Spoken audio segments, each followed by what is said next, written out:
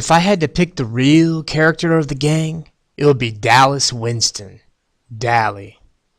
I used to like to draw his picture when he was in a dangerous mood, for then I could get his personality down in a few lines. He had an elfish face with high cheekbones and a pointed chin, small, sharp animal teeth and ears like a lynx. His hair was almost white, it was so blonde. And he didn't like haircuts or hair oil either, so it fell over his forehead in wisps and kicked out in the back in tufts and curled behind his ears and along the nape of his neck. His eyes were blue, blazing, ice cold with the hatred of the whole world. Dally had spent 3 years on the wild side of New York and had been arrested at the age of 10.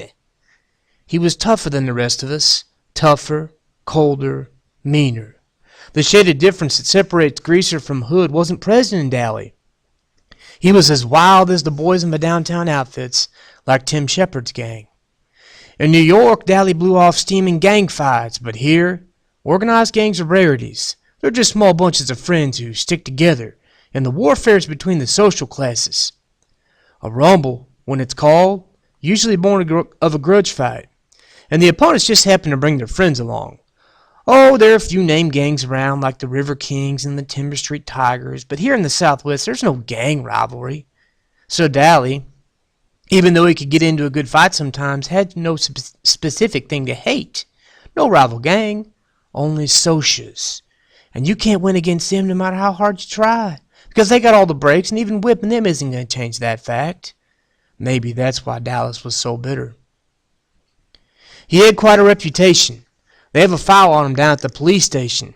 He'd been arrested, he got drunk, he rode in rodeos, lied, cheated, stole, rolled drunks, jumped small kids.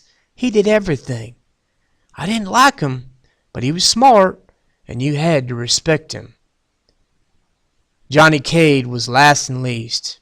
If you can picture a little dark puppy that's been kicked too many times and is lost in a crowd of strangers, you'll have Johnny. He was the youngest next to me, smaller than the rest, with a slight build. He had big black eyes and a dark tan face. His hair was jet black and heavily greased and combed to the side, but it was so long that it fell in shaggy bangs across his forehead. He had a nervous, suspicious look in his eyes, and that beating he got from the socials didn't help matters. He was the gang's pet, everyone's kid brother. His father was always beating him up, and his mother ignored him. Except when she was hacked off at something, then you could hear her yelling at him clear down at our house. I think he hated that worse than getting whipped. He would have run away 1,000,000 times if we hadn't been there. If it hadn't been for the gang, Johnny would never have known what love and affection are. I wiped my eyes hurriedly. Did you catch him? Nope, they got away this time, the dirty. Two-Bit went on cheerfully, calling the socials every name he could think of or make up. The kid's okay? I'm okay. I tried to think of something to say. I'm usually pretty quiet around people, even the gang. I changed the subject. I didn't know you were out of the cooler yet, Dally. Good behavior. Got off early. Dallas lit a cigarette and handed it to Johnny. Everyone sat down to have a smoke and relax. Smoke always lessens the tension. I'd quit trembling and my color was back. The cigarette was calming me down. Two-Bit cocked an eyebrow. Nice looking bruise you got there, kid. I touched my cheek gingerly. Really? Two-Bit nodded sagely. Nice cut, too. Makes you look tough. Tough and tough are two different words. T-O-U-G-H is the same as rough.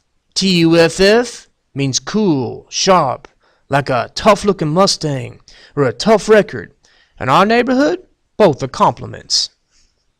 Steve flicked his ashes at me. So what were you doing walking on by your lonesome? Leave it to good old Steve to bring up something like that. But I was coming home from the movies and I didn't think. Yeah, you don't ever think, Derry broke in.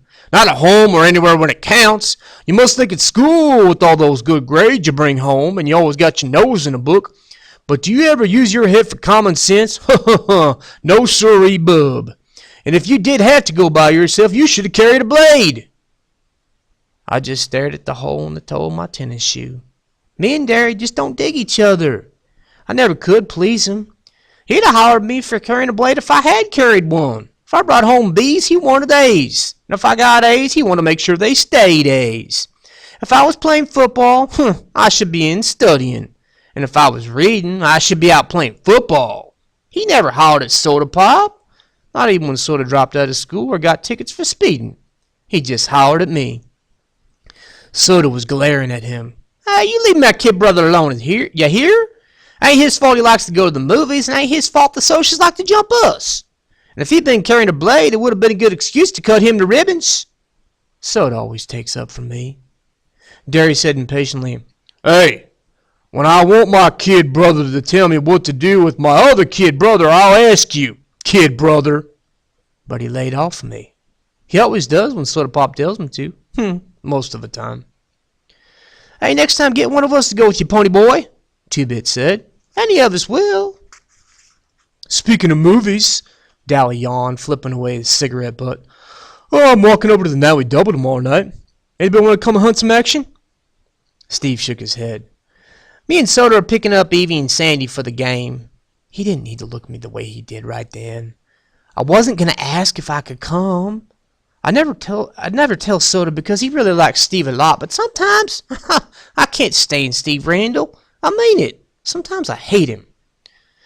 Derry sighed just like I knew he would. Derry never had time to do anything anymore. Well, I'm working tomorrow night. Dally looked at the rest of us. How about y'all? Two-Bit, Johnny Cake, you and Pony want to come? Well, me and Johnny will come, I said. I knew Johnny wouldn't open his mouth unless he was forced to. Okay, Derry? Yeah, since the day in school, mate. Derry was real good about letting me go places on the weekends. On school nights, I could hardly leave the house. I was planning on getting boozed up tomorrow night, Two-Bit said. If I don't, I'll walk over and find y'all. Steve was looking at Dally's hand. His ring, which he had rolled a drunk senior to get, was back on his finger. You break up with Sylvia again? Yeah, this time for good. That little broad was two-timing me again when I was in jail.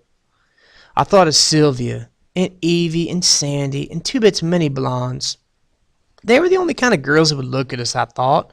Tough, loud girls who wore too much eye makeup and giggled and swore too much. I liked Soda's girl Sandy just fine, though.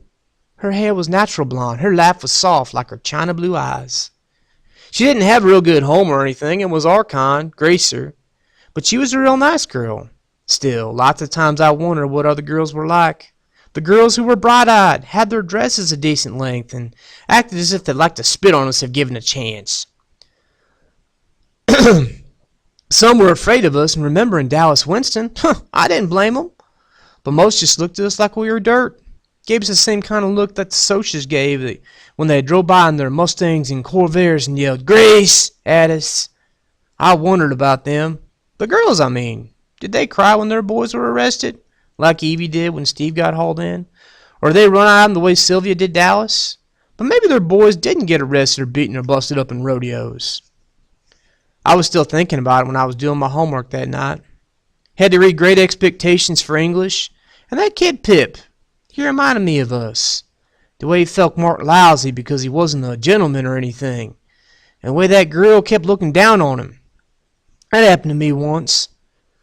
One time in biology, I had to dissect a worm, and the razor blade wouldn't cut, so I used my switchblade. The minute I flicked it out, I forgot what I was doing, or I never would have done it. This girl right beside me kind of gasped and said, They are right. You are a hood. That didn't make me feel so hot. There are a lot of socials in that class. I get put into A classes because I'm supposed to be smart. Most of them thought it was pretty funny, though. I didn't, though. She's a cute girl. Looks real good in yellow. We deserve a lot of our trouble, I thought. Dallas deserves everything he gets, and she'll get worse if you want the truth.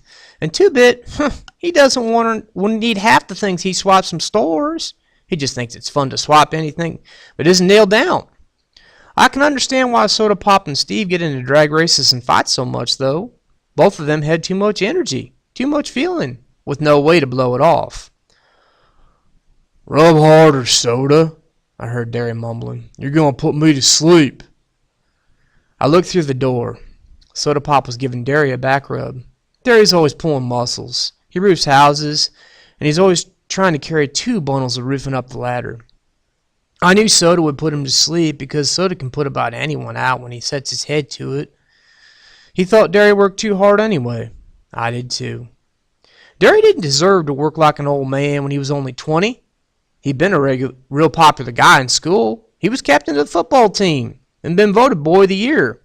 But we just didn't have the money for him to go to college, even with the athletic scholarship he won. And now he didn't have time between jobs to even think about college. So he never went anywhere or did anything anymore except work out at gyms and go skiing with some of his old friends sometimes. I rubbed my cheek where it turned purple. I looked in the mirror, and it did make me look tough, but Derry made me put a Band-Aid on the cut. I remembered how awful Johnny had looked when he got beat up. I had just as much right to the streets as the Socials did, and Johnny never hurt them. Why'd the Socials hate us so much? We left them alone. I nearly went to sleep over my homework trying to figure it out. Soda Pop, who had jumped into bed by this time, yelled for me sleepily to turn off the light and get to bed. When I finished the chapter I was on, I did. Lying beside Soda, staring at the wall, I kept remembering the faces of the Socials as they surrounded me. That blue Madras shirt the blonde was wearing. I could still hear a thick voice. Need a haircut, greaser? I shivered. You cold, pony boy? A little, I lied. Soda threw one arm across my neck. He mumbled something drowsily. Listen, kiddo, when Derry hollers at you, he don't mean nothing. He just got more wars than somebody his age ought to. You don't take him serious, you dig, pony? Don't let him bug you. He's really proud of you 'cause you're so brainy. It's just because you're the baby. I mean, he loves you a lot. Savvy? Sure, I said, trying for Soda's sake to keep the sarcasm out of my voice. Soda? Yeah? How come you dropped out? I never gotten over that. I could hardly stand it when he left school. That's 'cause I'm dumb. The only thing I was passing anyway was auto mechanics and gym. You're not dumb. Yeah, I am. Shut up and I'll tell you something. Don't tell Derry, though. Okay. I think I'm going to marry Sandy. After she gets out of school and I get a better job and everything.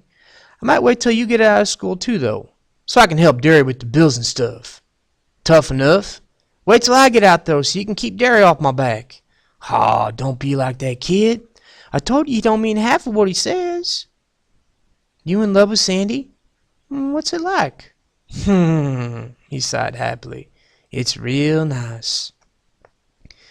In a moment, his breathing was light and regular. I turned my head to look at him in the moonlight. He looked like some Greek god come to earth. I wondered how he could stand being so handsome. Then I sighed.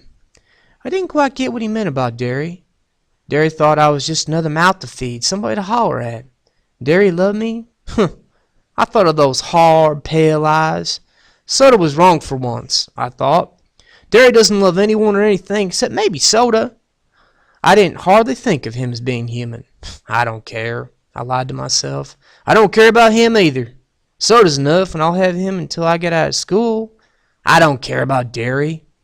But I was still lying, and I knew it. I lie to myself all the time, but I never believed me. All right, thoughts on chapter 1. I'm thinking about this. You know, I'm a parent now. I'm a parent of a 5- and 6-year-old.